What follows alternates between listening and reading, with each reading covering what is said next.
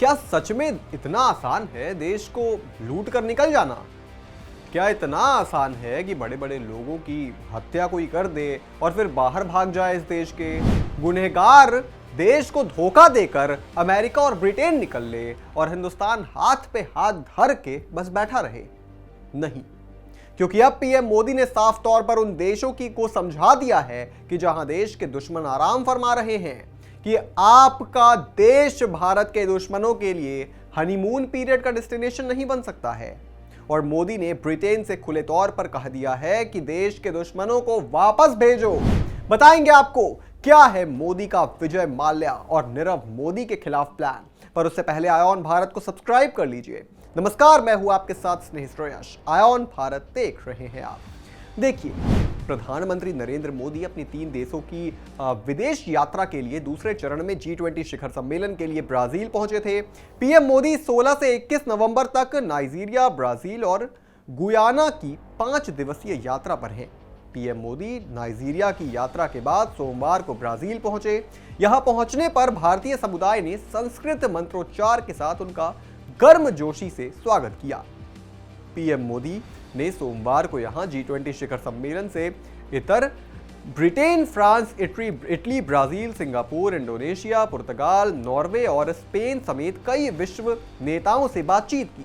और बातों ही बातों में पीएम मोदी ने साफ तौर पर ब्रिटेन को यह बता दिया कि भारत के दुश्मनों के लिए आपका देश अय्याशी का अड्डा नहीं बन सकता है। यही नहीं, यह माना जा रहा है कि विजय माल्या और नीरव मोदी का ब्रिटेन में हनीमून पीरियड खत्म होने वाला है। प्रधानमंत्री नरेंद्र मोदी ने इन भगोड़ों को वापस लाने के लिए माहौल बना दिया है। G20 समिट में पीएम मोदी ने ब्रिटेन के प्रधानमंत्री कियर स्टारमर से मुलाकात की। पीएम मोदी ने कियर स्टारमर से कहा कि बातचीत में आर्थिक अपराधियों से जुड़े मुद्दों को सुलझाने पर सबसे ज्यादा ध्यान दें। उन्होंने ब्रिटेन के पीएम से बाकायदा नाम लेकर कहा कि माल्या और नीरव मोदी के प्रत्यर्पण में तेजी लाई जाए।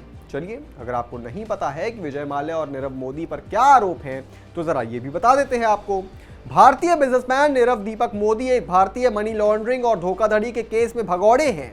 उस पर इंटरपोल और भारत सरकार ने आपराधिक साजिश, भ्रष्टाचार, मनी लॉन्ड्रिंग, धोखाधड़ी और गबन का आरोप लगाया है।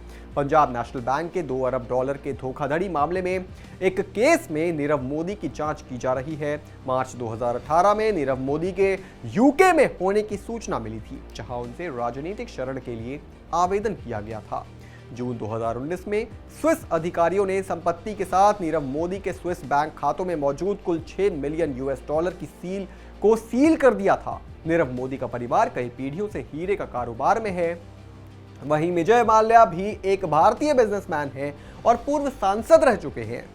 माल्या पर किंगफिशर कंपनी के डूबने को लेकर भारतीय कानून के तहत विलफुल डिफॉल्टर होने का आरोप है, जिसमें मनी लॉन्ड्रिंग, हेराफेरी के आरोप शामिल हैं।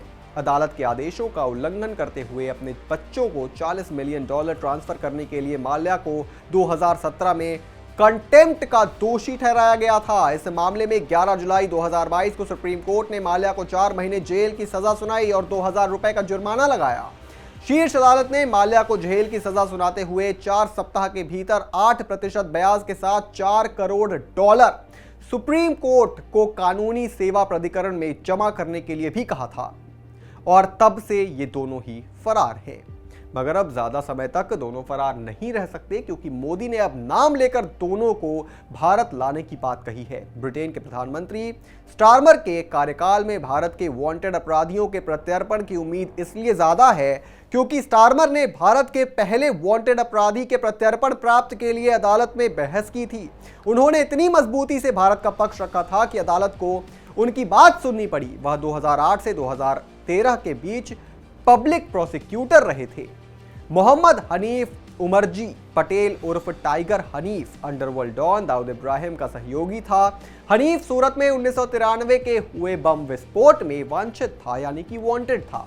मार्च 2010 में ग्रेटर मैनचेस्टर के बोल्टन में एक किराने की दुकान से उसे गिरफ्तार किया गया था। वेस्टमिंस्टर मजिस्ट्रेट कोर्ट में कियर स्टारमर ने भारत के ओर दमदार बहस की थी। भारत की ओर से इसलिए भारत को उम्मीद है कि उनके ब्रिटिश पीएम की कुर्सी पर बैठने से प्रत्यर्पण की अर्जियों पर जल्द ही फैसला हो सकता है। अब देखना यह होगा कि कितनी जल्दी ये दोनों देश के दुश्मन भारत वापस आते हैं। इस पूरी खबर पर आप क्या सोचते हैं दोस्तों, हमें कमेंट करके जरूर बताएं और भी तमाम बड़ी खबरों से जुड़े रहने के लिए आप देखते रहें आय ऑन भारत।